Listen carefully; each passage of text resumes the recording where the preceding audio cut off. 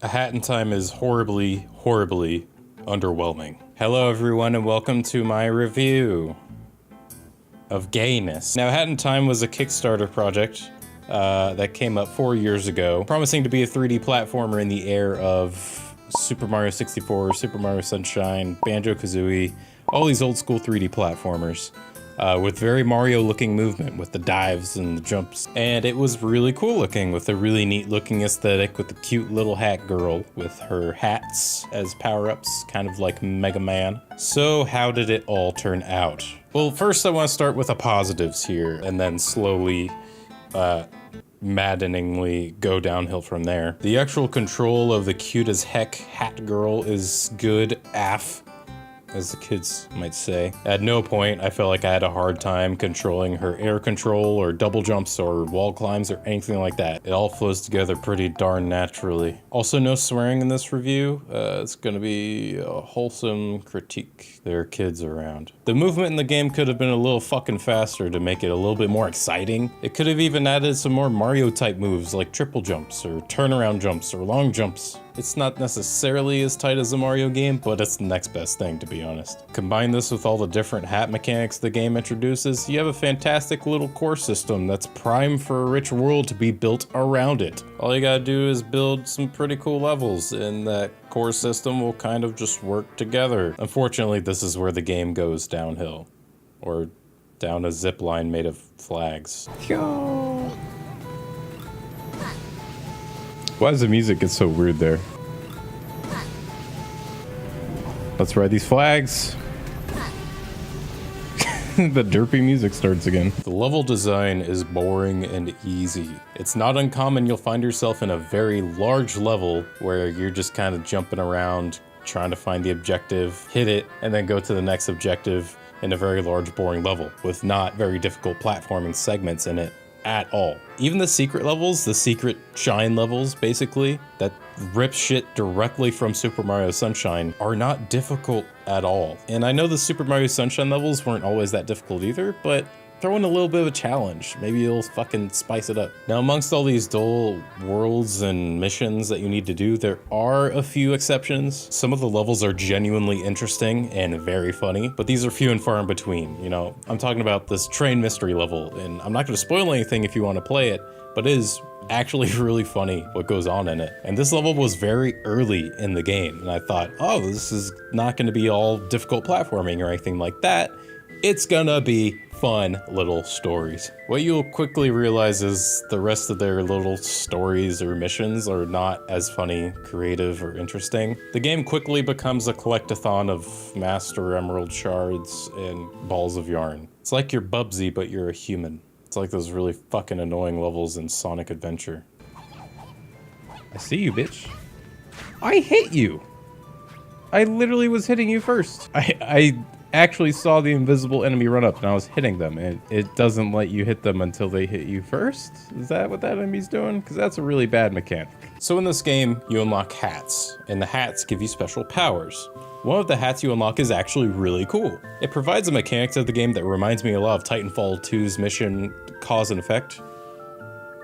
Effect and Cause. This mechanic was super cool, and there was an entire level dedicated to using this hat. The only downside is there's constantly this bell that you can ring that basically makes the entire area kind of have the same effect as the hat, and there's a lot less risk, when really you could just use the hat and then equip the badge that has less recharge time, and it actually turns into a really interesting platformer. But some of the hats provide what should just be normal moves, like a ground pound, or just holding your attack button in order to throw a projectile. See, holding your attack button normally doesn't do anything, but if you equip a special hat, it changes your attack button. Then there's the speed hat, which is kind of cool. You're going a little bit faster, but when you're holding this ability, it turns your jump into a speedy jump. It's kind of like long jumping in Mario, but you need to put on a hat to do it. It feels like the developers got stuck in this idea saying, we want the players to change hats for some reason.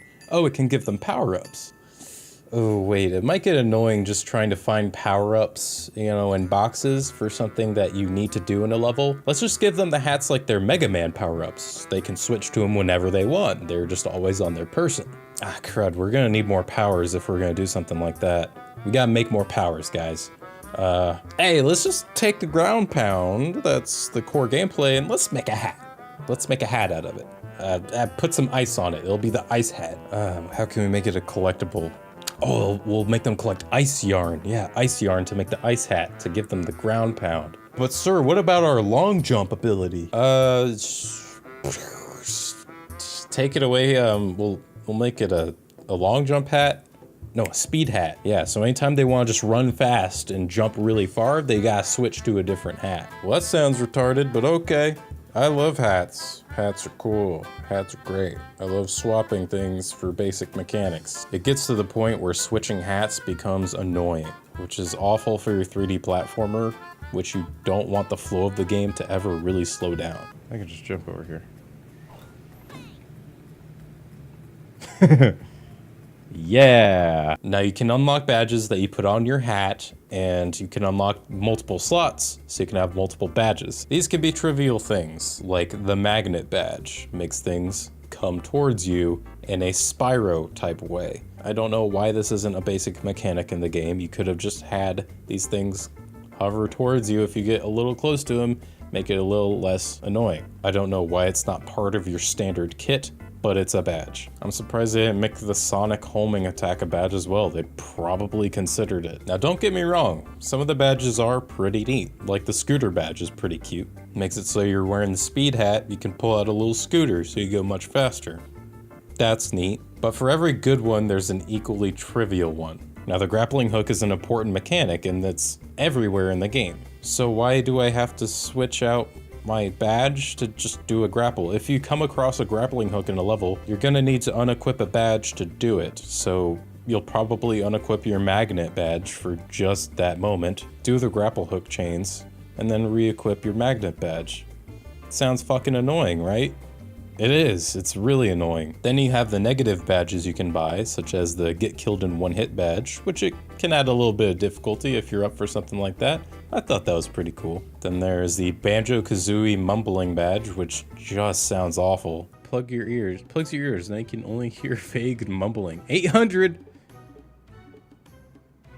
I can't afford anything.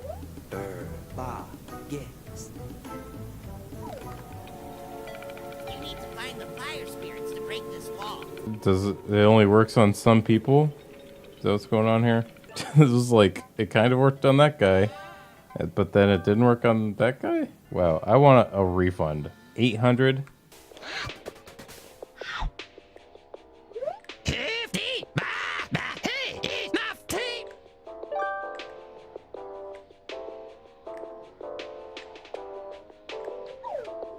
Oh, sweet.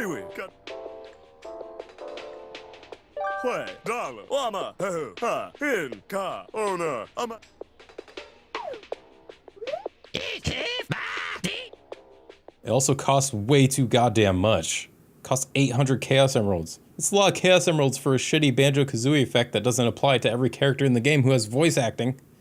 Woo! There's something in here. The pillow fort. I did not expect a pillow fort. Aw, she's writing in her diary that she's gonna be a movie star. Now, one thing I cannot possibly knock the game for is how fucking adorable Hat Girl is. She's so freaking cute. And I enjoyed unlocking new colors for Hat Girl. Blue outfit, blonde hair, Hat Girl with the red speed hat. Perfect. It's a perfect character. All I wanted to do was unlock new hats and new outfits for Hat Girl. She deserves it for being so damn cute, for being in a game full of boring worlds and a superfluous progression system. Oh yeah, while we're on the topic of unlocking stuff, like hats and colors for Hat Girl, I think it's pretty stupid you can unlock remixes of music. Like, I don't care about a remix of music while I'm doing the Secret Shine levels. They're so short and so few and far in between that it doesn't matter. I don't care about those music remixes. I'd rather have cosmetic options. Granted, the music in this game is super dope.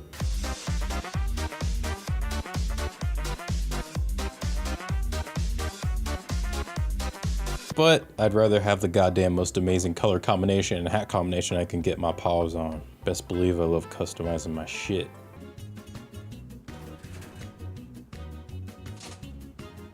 Oh. Oh, I thought I was lining up.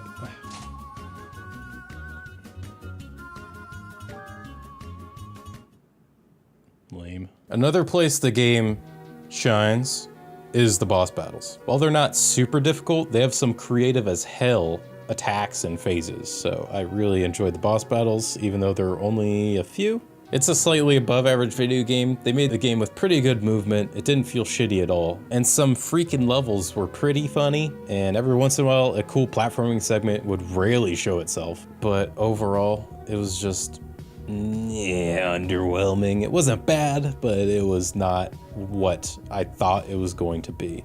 This game gets a very fitting 6 out of 10 skeletons. It's a game I really want to recommend to you for its high points, but I just can't give it any more than a 6 and a slight recommendation to people who like Banjo games and the old Super Mario 3D games. It makes me really sad because I really like the movement.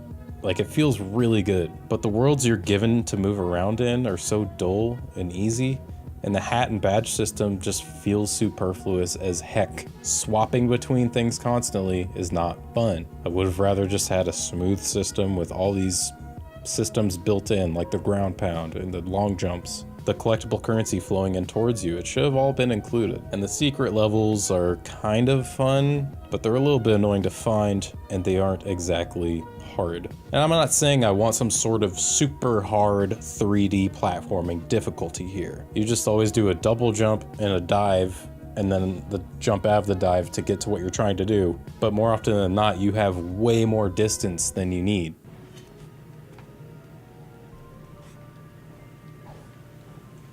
Don't even need it. That's when you know the platforming is lazy. You don't even need the fox mask to make this jump. Again, I would recommend this game to those who love Banjo games, but also I would recommend it to a parent who has a pretty young kid. And I don't mean that as an insult to this game. I mean that as a kids would like this game. For somebody like me, mid-20s with nostalgia for games like this, I found myself bored halfway through. I did adore Hat Girl a lot, and that kept me chugging through it. The way she interacts with all the characters in the story is it's just too much. Her voice is too much. I can't take it. Huh? Hey! Huh? I'll take you.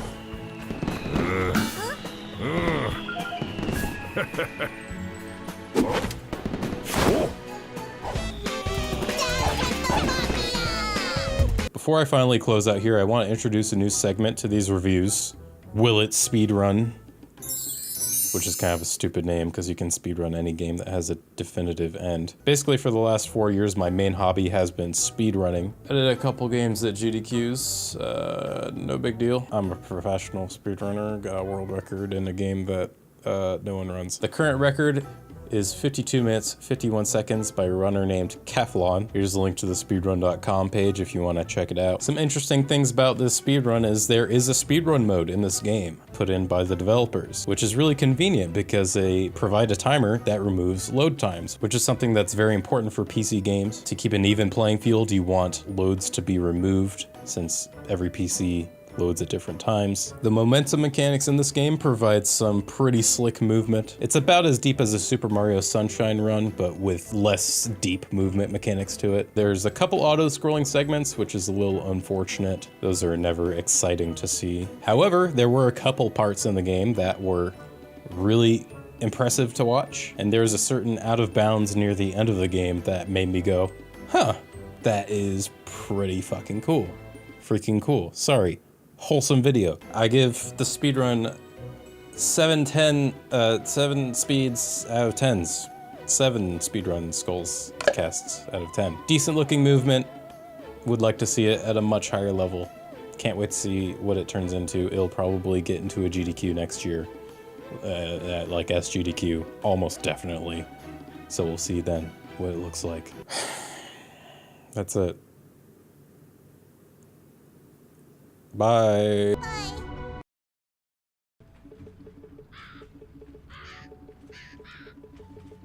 Oh, it is.